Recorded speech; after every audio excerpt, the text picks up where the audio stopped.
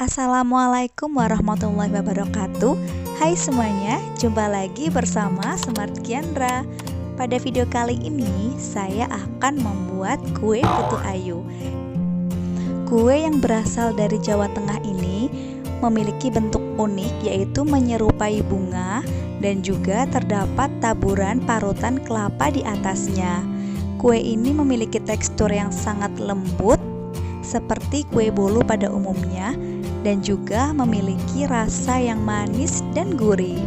Kalau bolu pada umumnya itu kan cenderung manis. Nah, kalau kue ini itu benar-benar paduan antara rasa manis dan juga rasa asin. Karena dalamnya terdapat santan dan terdapat taburan parutan kelapa di atasnya. Cara membuatnya pun sangat mudah dengan bahan-bahan yang juga mudah didapat.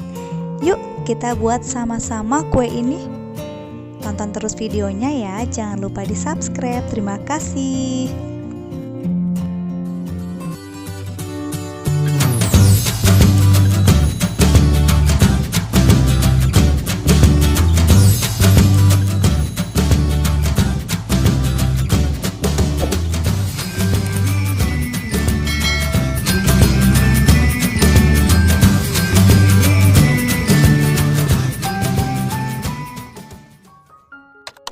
Oke, ini dia bahan dan cara pembuatan.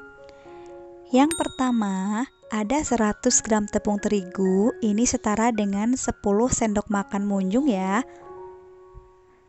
Kemudian ada 2 butir telur.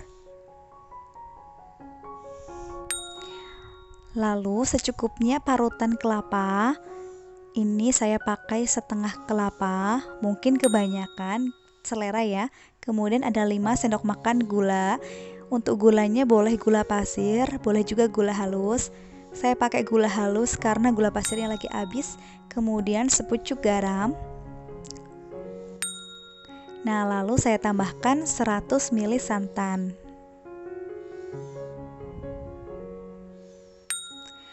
Untuk pengembangnya saya pakai setengah sendok teh SP dari kupu-kupu. Dan untuk pewarna hijaunya saya pakai pasta pandan. Ini ada di toko-toko roti ya teman-teman.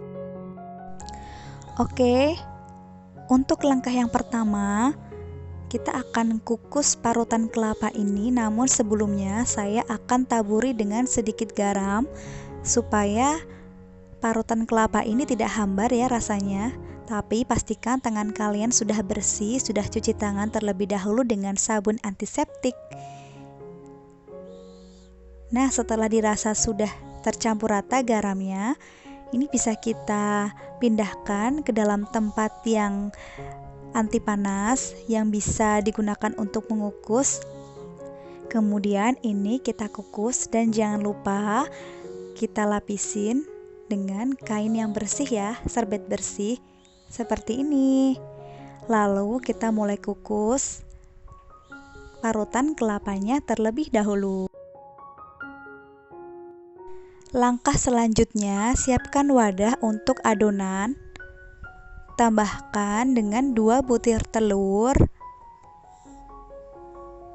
Telur ini fungsinya supaya kue bolunya nanti itu tidak seret ya teman-teman. Kemudian bisa kita tambahkan gulanya.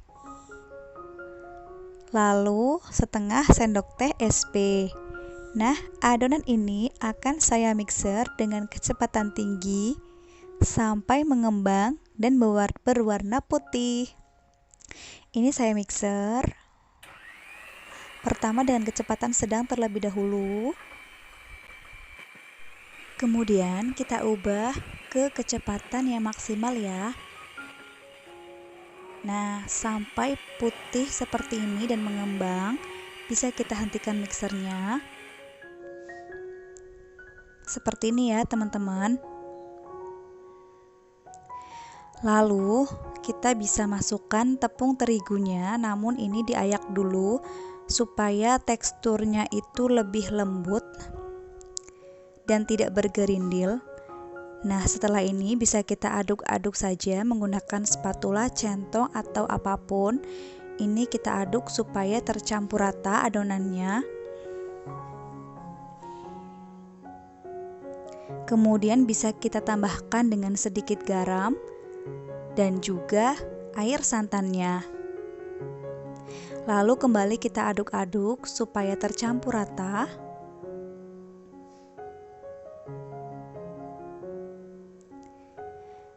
Nah, setelah tercampur rata, kita bisa tambahkan pasta pandannya. Ini saya pakai setetes aja karena 1 tetes pun sudah bisa, warnanya sudah merata begitu ya teman-teman. Jangan terlalu berlebihan. Nah, seperti ini kita aduk-aduk lagi sampai benar-benar tercampur rata dan warna hijaunya itu bisa merata juga ke seluruh adonan. Seperti ini ya. Oke, ini dia kelapa parutnya sudah selesai kita kukus. Lalu ini kita akan mengukus adonannya. Sebelumnya saya olesi dengan minyak goreng terlebih dahulu, namun ini minyaknya minyak yang baru ya teman-teman, jangan minyak yang jelantah. Kita olesin pencetak pudingnya seperti ini. Nah, bila sudah, kita bisa masukkan terlebih dahulu parutan kelapanya. Ini dia, kita masukkan secara perlahan-lahan. Sebenarnya untuk berapa banyak parutan kelapanya itu terserah masing-masing ya. Ini saya terus terang kebanyakan karena benar-benar saya pikir ini adonannya bisa banyak, tapi ternyata adonannya cuma sedikit. Jadi nggak apa-apa lah ya, tetap enak kok teman-teman. Jadi mungkin nanti teman-teman kalau mau recook ini mungkin jangan kebanyakan, jangan setengah kelapa ya. Lalu setelah itu, setelah ditekan-tekan, kita masukkan adonannya. Mungkin nanti teman-teman kalau recook itu bisa sekitar 1/4-nya aja. Itu udah cukup kok. Tapi kembali lagi ke selera, suka atau tidak dengan kelapa itu, dengan parutan kelapa. Kalau saya sih suka karena itu bisa menambah gurih dari kue putu ayu itu sendiri. Tapi ada juga loh yang nggak suka kalau kebanyakan taburan dari kelapa parutnya. Jadi semuanya itu tetap disesuaikan dengan selera teman-teman masing-masing ya. Oke, setelah seperti ini bisa kita kukus. Tapi jangan lupa sebelumnya kalian harus sudah memanaskan kukusan terlebih dahulu ya. Nah, ini dia, kita kukus. Ini kukusannya juga udah panas ya. Kemudian bisa kita tutup dengan penutup yang jangan lupa juga kita lapisin dengan serbet bersih. Ini kita kukus selama kurang lebih 25 menit dengan api yang sangat kecil dan paling kecil supaya tidak cepat gosong adonannya. Nah, ini dia setelah 25 menit adonannya sudah jadi, kue putunya sudah jadi. Mari kita lihat ya. Tada! Nah, untuk mengecek dia sudah matang atau belum, kita bisa gunakan tusuk seperti ini ya. Kita bisa tusuk adonannya. Ini saya pakai tusukan yang buat bikin sate. Nah, apabila sudah tidak ada adonan yang tertinggal di tusukannya, maka berarti sudah matang. Lalu bisa kita balik seperti ini supaya adonannya tidak rusak. Nah, ini dia teman-teman, adonannya sudah jadi. Ini dia kue putu ayu dari Jawa Tengah. Nggak apa-apa ya kalau nggak punya cetakan dari putu ayu, yang penting tetap putu ayu kok namanya. Oke, ini aku mau coba kuenya. Terus terang ini lembut banget. Jadi teman-teman, kalau misalkan mau recook, pesan saya saja, mau recook dari resep manapun, itu semuanya tetap disesuaikan dengan selera teman-teman masing-masing ya. Terutama tentang rasanya, asin manisnya itu tetap teman-teman harus sesuaikan dengan selera teman-teman masing-masing. Jadi jangan ragu untuk mencicip adonan. Oke? Selamat mencoba. Terima kasih sudah menonton. Wassalamualaikum warahmatullahi wabarakatuh.